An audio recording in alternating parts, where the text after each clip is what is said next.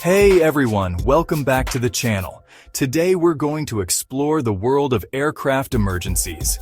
We'll learn what they are, the different types, and what usually causes them and what happens because of them. Now, before you get nervous, let's break it down. Okay, let's talk about the big one-engine failure. When you hear those turbofan engines roaring during takeoff, it's easy to forget how complex they are. Engine failure can happen for different reasons, like birds hitting the engine, mechanical problems, or fuel issues. This can cause the plane to lose power and make it harder to control. It can be scary for passengers, but pilots are taught how to handle these situations safely.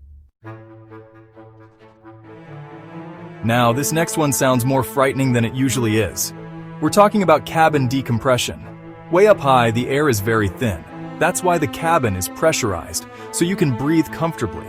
If something goes wrong with the pressurization system, like a hole in the plane or a leaky door seal, the air inside gets thinner. You'll feel a sudden pressure change, like when your ears pop in a fast elevator. It can be surprising, but it's normal. Oxygen masks will drop down. Put yours on right away, even before helping others.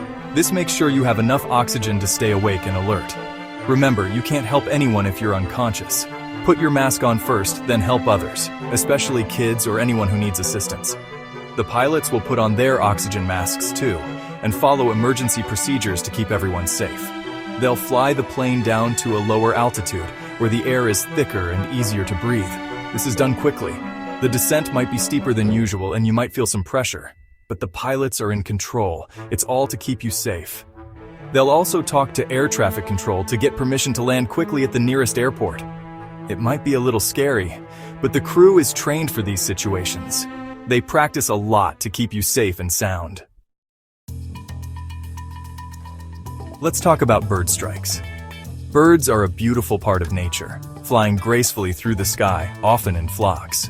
Most of the time, birds and planes don't bother each other. They each have their own space in the sky, but sometimes they get in each other's way. These are called bird strikes, and they can be a big deal. Bird strikes can be small problems or big problems. It depends on the size of the bird and how fast the plane is going. A small bird hitting the plane might just leave a small dent, but a bigger bird hitting an important part like an engine or the windshield can cause serious problems. Jet engines are designed to take in air, not birds.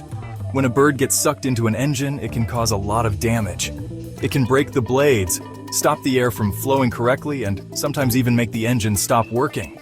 Pilots are trained to handle these emergencies.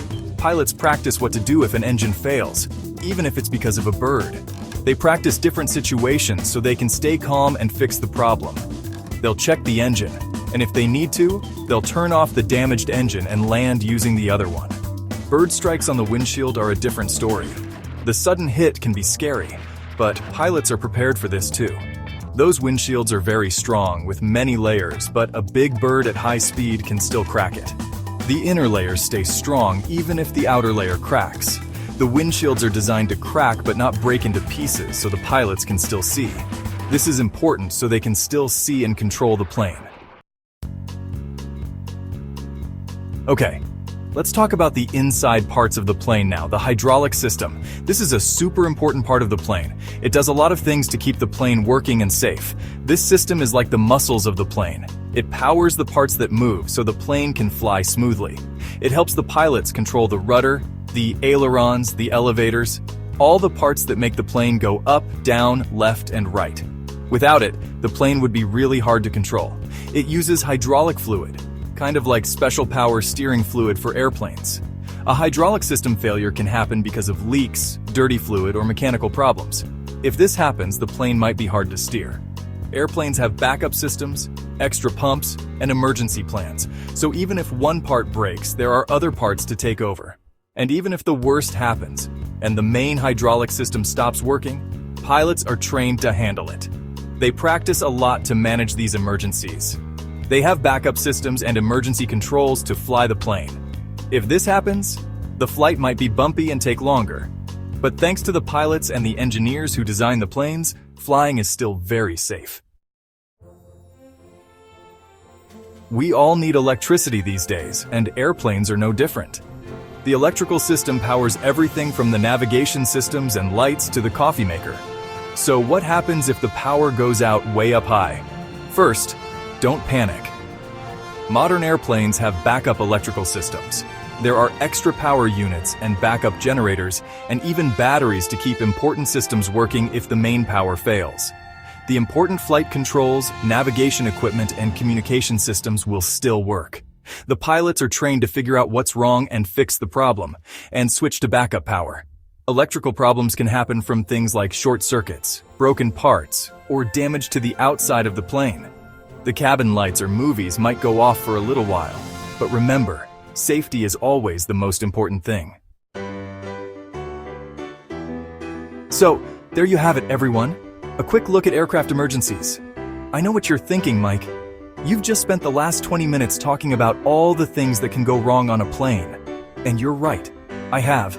But remember, these things almost never happen. The pilots are highly skilled professionals. They're the best.